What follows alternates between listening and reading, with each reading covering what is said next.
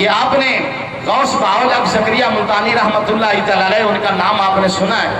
ان کے دادا جی عرب سے تشریف لائے تھے ملتان کی سرزمین کے اوپر، سید کمال الدین علی شاہ قریشی رحمۃ اللہ تعالی علیہ، ان کا بھی مزار ملتان کے اندر ہے۔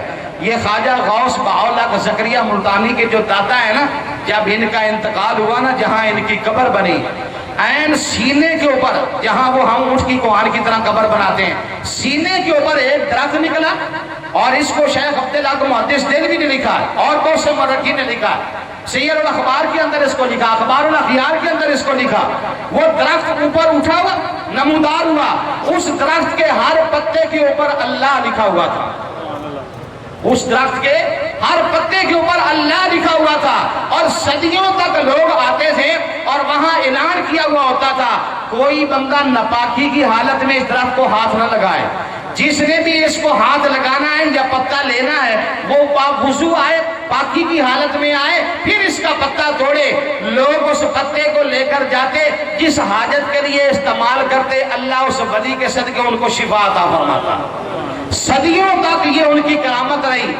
ایک دن ایک شخص ناپاکی کی حالت میں اس نے جا کر درخت کو ہاتھ لگایا، اور جب درخت کو ہاتھ لگایا، ہاتھ لگانے کی دیر تھی، وہ درخت غائب ہو گیا۔ اس کے بعد آج تک وہ درخت کسی کو نظر نہیں آیا۔ یعنی نحوست ایسی پڑ گئی، نحوست ایسی آئی کہ وہ درخت ہی سارا غائب ہو گیا۔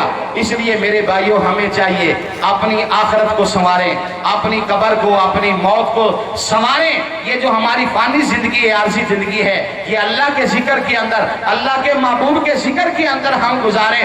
جب رب کو یاد کر کے دنیا سے ہم جائیں گے، جب قبر کے اندر جائیں گے، تو پھر آپ نے حدیث سنی ہوئی ہے، جب کوئی غلام عاشق قبر میں جاتا ہے، آقا علیہ الصلوۃ والسلام کی تشریف آوری ہوتی ہے۔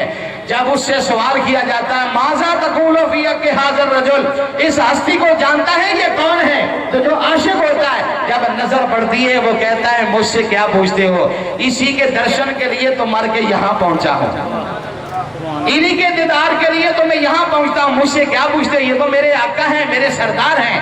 اللہ پھر ان کی قبر کو روشن فرما دیتا ہے،